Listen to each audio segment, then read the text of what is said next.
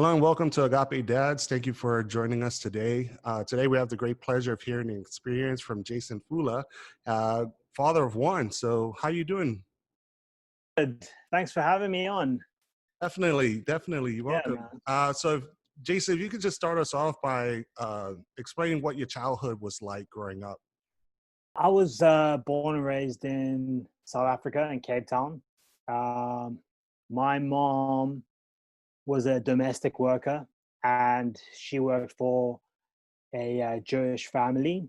And when I was born, um, I was pretty much raised in that environment.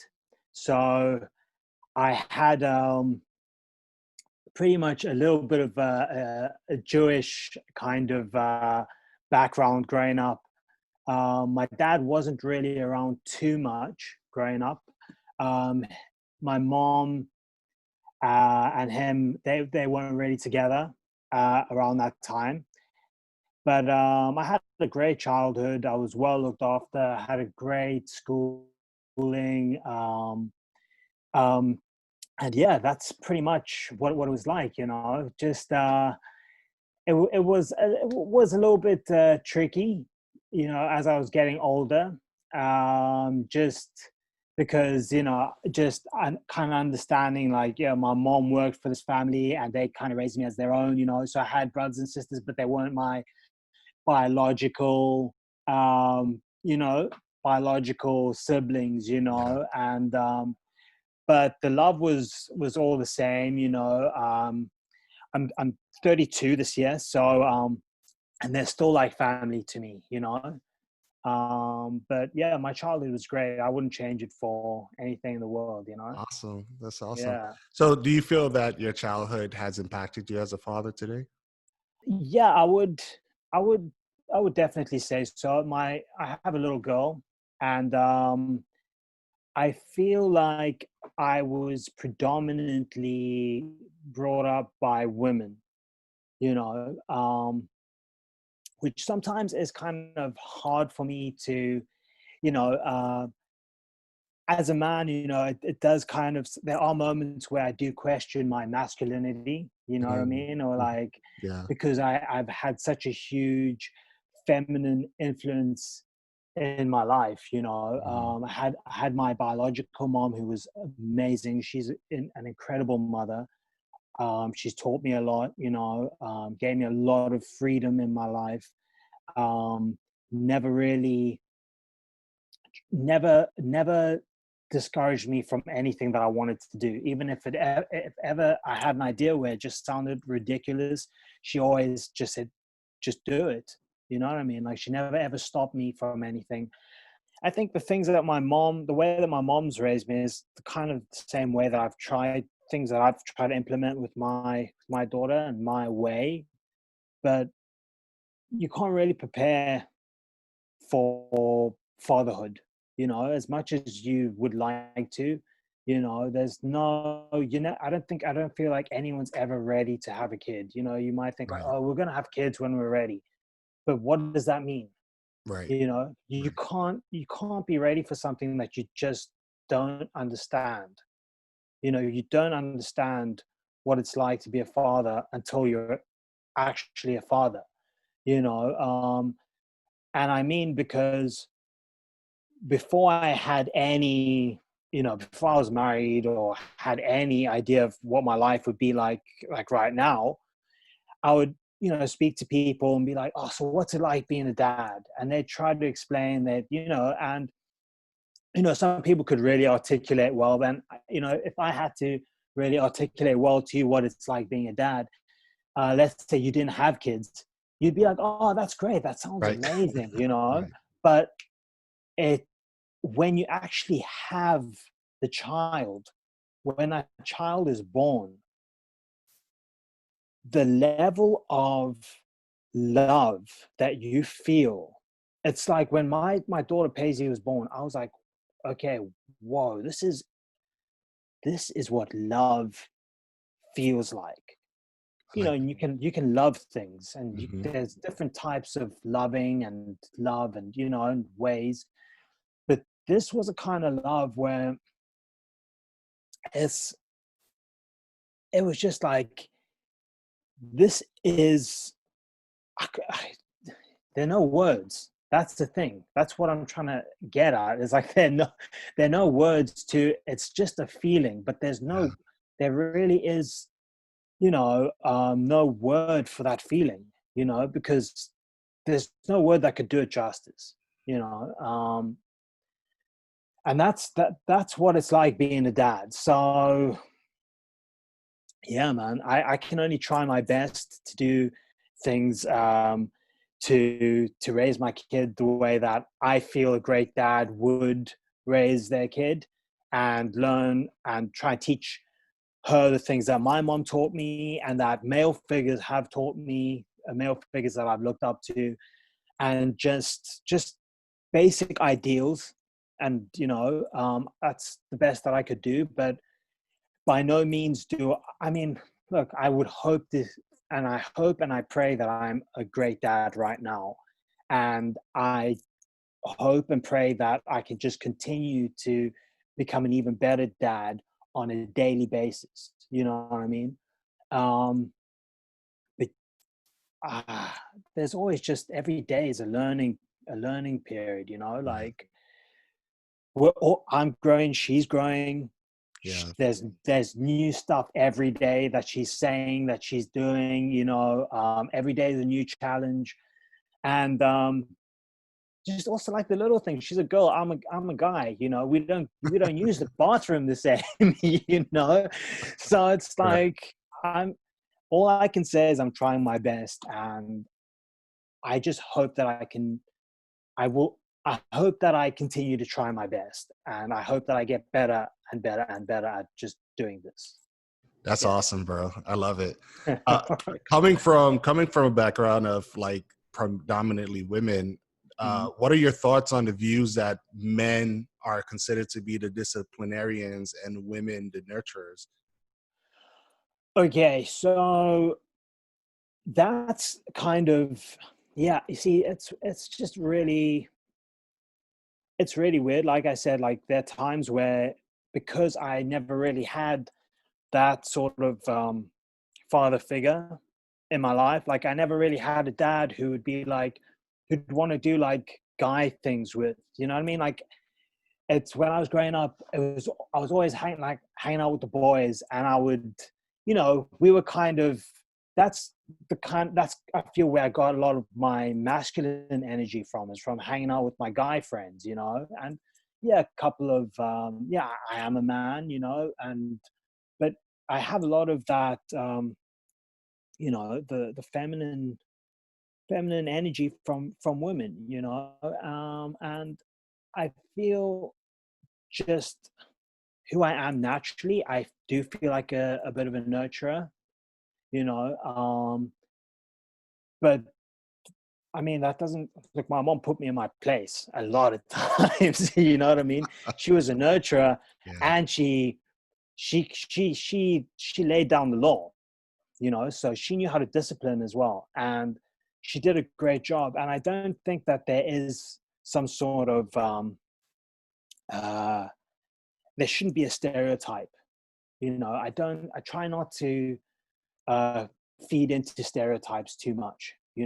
I think everyone has a role. Right. um, I'm a lot better at one thing, my wife's a lot better at another thing, but there's also that gray area where we kind of mix, and we try our best to be on the same page. 9 out of 10 times we kill it, we do it well, you know what I mean? But we Yeah. also have our differences, so there's times where I'm the nurturer, and there are times where I'm the disciplinarian, and my wife's like, oh no, but come on, you should be a little bit easy on this end, you know what I mean? And then it's the other way around, Right. Yeah. so there is no, I'm the good cop, she's bad cop, she's bad cop. There's none of that. You know what I mean? Like, Right. it's too, you know, there's too much of we take turns. There's different areas. There are no stereotypes. I don't Right. believe in I'm that. the exact same way at home too. Like sometimes I'm the disciplinary and sometimes I'm the nurturer. And you know, you that's what supportive spouses are like, you know, you just compromise and you work things out, you know, and Yeah, you for lift each sure. other up. Yeah. So Yeah. take us on a journey of when you first became a dad for the first time. Okay, so the first time and the only time that I've become a dad is it was June 20th, 2017. That was when my kid was born. Um, and Yeah, so it's just leading up to that was quite a journey. Um, like I said, you can never be prepared, right? Mhm. But I don't think that God's ever going to throw anything at you that you can't handle. You know what Mhm. I mean? Mhm. So it's like you can always have like this negative self-talk and be like, "Oh, I don't know if I can do this." But if it's coming your way, you can do it. You just have to know. And it was like it was quite an emotional period leading up to the birth and everything. There was a lot going on, because I'm not from the States, so I was still looking for like a secure job, which I didn't have at the time. My wife was working and then she left work, and then I got a great job, which was everything was just planned, you know what I mean? Like, and I'm not saying like we had a plan, I'm like, God had the plan, like, and we just stayed faithful. We had the faith, and by God's grace, everything just worked out.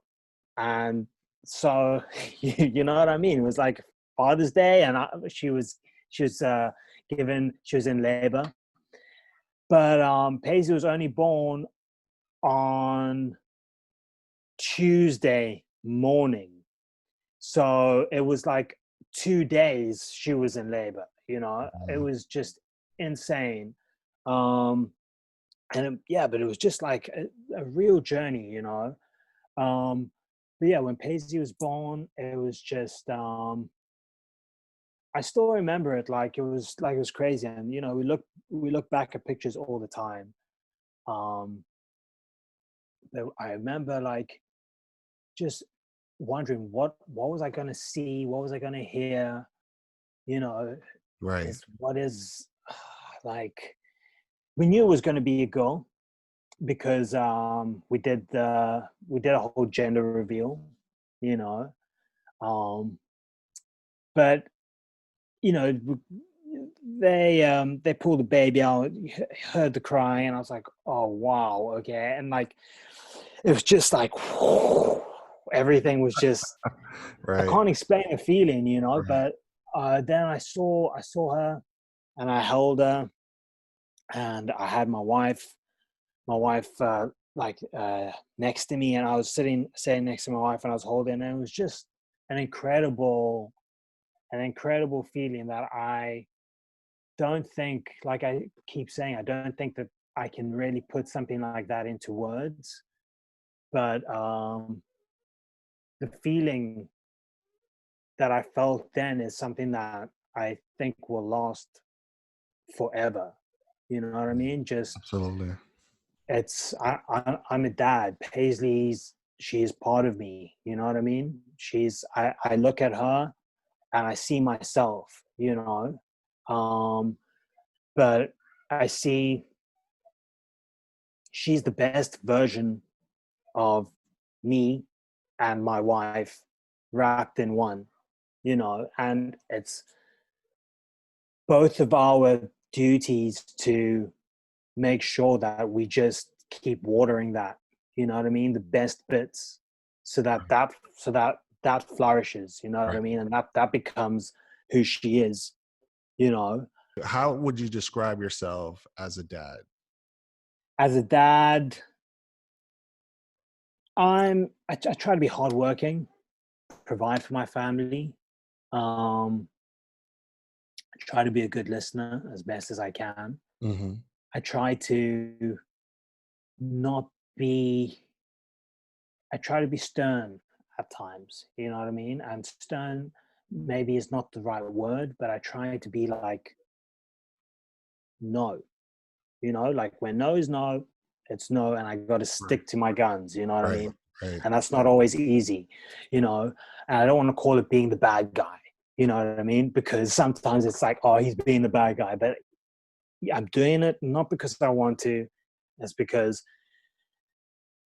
that is the only way. I'm doing it because I love you, Right. because this is, if I keep saying yes all the time, Mm-hmm. you're not going to learn, you know what I mean? So, and that's hard for me as well, but I can do it, and I do it, and I'm learning when the right time to do it is. I don't always, my timing's not always great, but this is a walk, it's a journey in itself, and I just, like I said in the beginning, I just want to get better at it.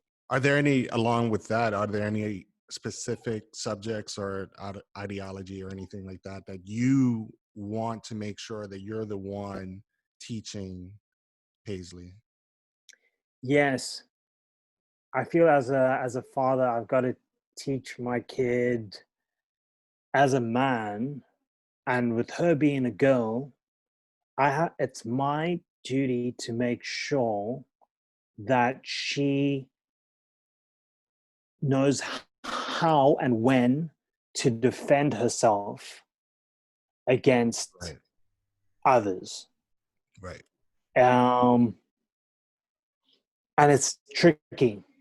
You know what I mean? It's a really tricky situation. It's my duty to be the best version of myself, and to become better and better and better, not just as a father, but as a human being, Mm-hmm. so that when she grows up and she looks for a man, because that day is going to come, and I'm not looking forward to it, but it's going to happen. She's going to find, look, a lot of time they say like you end up with the person who kind of resembles your father or like your mother. Mm-hmm. I don't know how true that is, but I can relate it to that saying. But whether or not that's true or not, I want her to find a guy who I like and I approve. Mm-hmm. And she can run on it. I love him. I don't care what you think. He's mine, and you know what I mean? Whatever. Right. But I want to approve, and I want him to be a good man. And when she's growing up, I want her to know when the right time to defend herself is, when it's the perfect time to speak up, because you don't always have to speak up. Sometimes being silent is the best way of dealing Mm-hmm. with things. Mm-hmm. Um, but also, I mean, like there was a time we were at the playground, and my girl, she's pretty big and tall for her age. She's turning 3 in June, Mm. and but this was months ago, and so she was literally just 2 years old, but she's a big 2-year-old. And there was this boy, and she was, my child is so friendly. She just wants to interact with everyone, and that's great. But this kid pushed her, and I was standing from afar, um, just pushed her, and I was like, okay, what's she gonna do now? And she pushed him back, and she slapped him a couple of times. So I was like, okay, I'm proud that she stood up for herself, and she couldn't have done it with words, because at that time she didn't really have talking down. But yeah, she did stand up for herself, and she did defend herself. She might have taken it a bit too far, but I mean, like, okay, as a dad, it was a bit of a proud moment. Right. But, and I saw the mom, and the mom looked at me, and we looked at each other, and I kind of did that, and she said, "Wow, she's gonna be a woman," you know, like she's a strong kid. And I was like, yeah, and but we laughed about it, you know. So there's no like bad energy between us at that moment. But Hmm. like all I'm trying to say is that I just want to. I'm not encouraging my kid to go out and like, you know, Right. No, of lay course. it down on other Right. kids. But Exactly. I just, like, I just want to know that she can defend herself, she can express herself, that she grows up to be a fearless woman. Out of all the memorable moments, is there a moment that you think about that always makes you laugh? Um, Moments that make me laugh with this kid is it's just endless. So I mean, it's really, really, really is endless. Um, my gosh, man, there's it's just she's always saying things that are just outrageous. Um, I really, honestly, like, I feel a little bit put on the spot with this one, but there's one that is probably, if I can just say, she does this thing where she's an only child, and hopefully she won't be an only child for too long, but she is still learning to share. So she says, sometimes I'll take something, and she, instead of saying it's mine or like give it here, she says up yours. And I think she's trying to say not yours. Right, And right, this right. is something that she's doing all the time, but she pulls his face. She's like, up yours.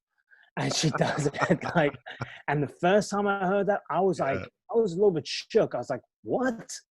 Because no one in a house says that. No one talks like that. You know, Right, I've never right. said up yours. I've never ever said up yours in my whole entire life. My wife, I've never heard my wife say up yours. She's Mhm. like, up yours. And I was like, what? Then later on, we kind of figured out the context of, you know, every time she was saying it. Right. And I was like, oh, right. She's saying not yours.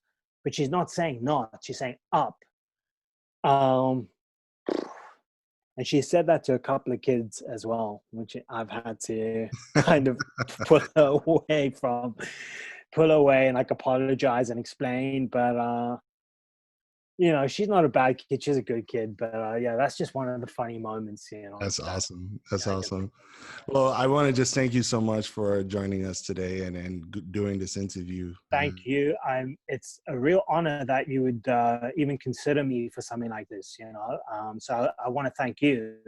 And even just doing this interview, I can't. It's given me a lot to think Mhm. about, and it's also a great reminder of all the things that I feel that I stand for, and it's just a great reminder to also just sharpen up my skills, you know.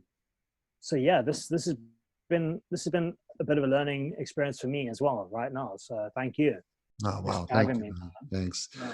And thank you for tuning in to another episode of Agape Dads. For more information or for previous episodes, you can go over to our website at agapedads.com. You can go to YouTube and subscribe to the channel there. If you're on the go, make sure you download the podcast. Thanks again, and thanks for watching.